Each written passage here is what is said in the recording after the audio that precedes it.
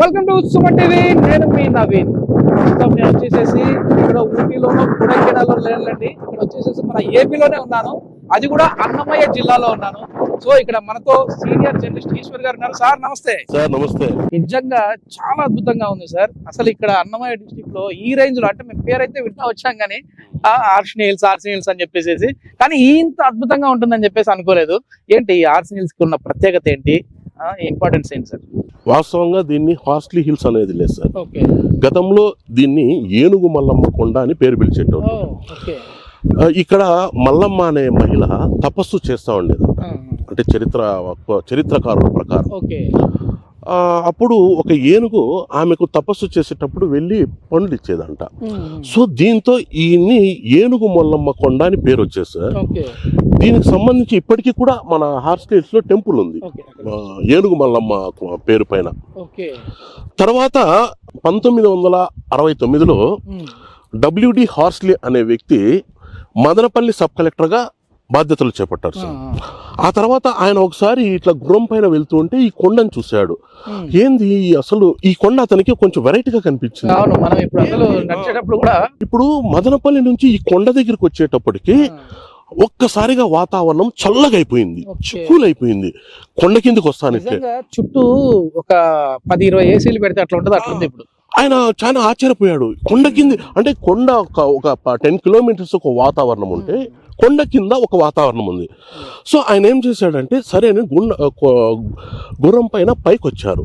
పైకి వస్తే ఇక్కడ అప్పట్లో ఈ వాతావరణానికి అతను చాలా అసలు అంత కూల్కి అతను ఆశ్చర్యపోయాడు. బాగా ఇక్కడ ఈ ప్రకృతి అందాలు అవన్నీ చూసిన తర్వాత ఆ తర్వాత ఆయన కొద్ది రోజులకి కడప కలెక్టర్ గా బాధ్యతలు స్వీకరించారు.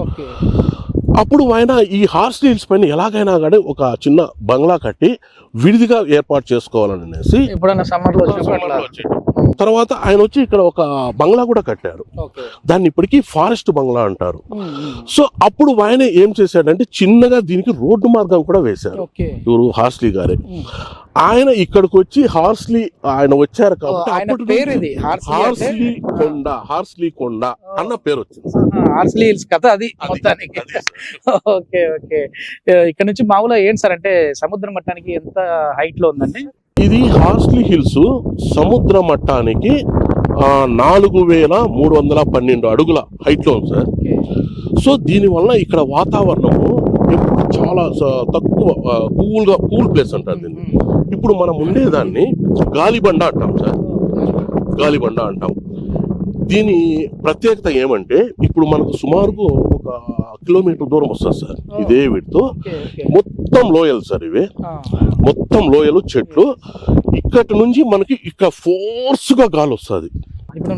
ఈ వీడియో చూసే జనాలు కూడా వ్యూవర్స్ కూడా కొంచెం ఆడియో డిస్టర్బ్ ఉండొచ్చేమో కొంచెం, ఎందుకంటే ఈ గాలి ఇట్లా ఎదురు గాలి ఇట్లా వస్తా ఉంది మనకి. ఈ గాలి వచ్చే ఫోర్స్ కి ఒక్కొక్కసారి మనుషులు కూడా నిలబడలేము సార్. ఇక్కడ చాలా వరకు అసలు గాలి కుదేస్తుంది. ఇప్పుడు ఈ గాలి బండకు మరో ప్రత్యేకత ఉంది సార్.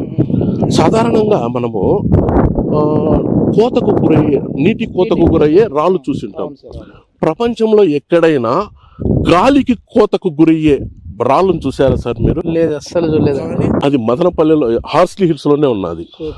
ఎందుకంటే కొన్ని ఇంత ఫోర్స్ ఇక్కడ గాలిబండ నుంచి వచ్చే గాలి. సరే ఇప్పుడు కొండలే ఈ గాలికి కరిగిపోతా ఉన్నాయంటే ఇంకా మనిషి అసలు తట్టుకోలేదు, అంతే ఎంత ఫోర్స్ వస్తుంది.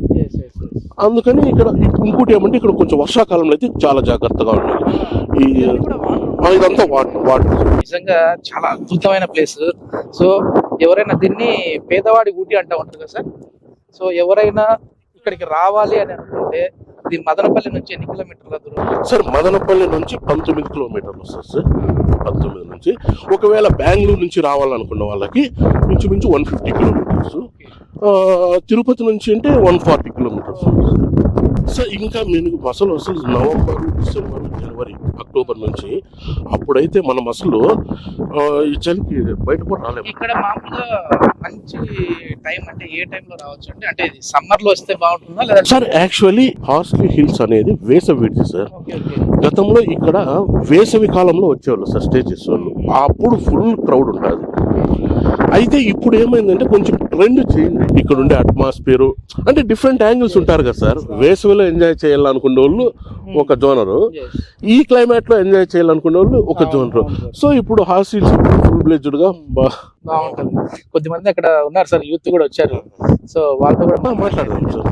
ఇది ఫస్ట్ టైం లేకుంటే ఆల్రెడీ వస్తా ఉన్నారు? ఇప్పుడే ఫస్ట్. ఇప్పుడేనా? ఎట్లా ఉంది వాతావరణం ఇక్కడ? బాగుందా?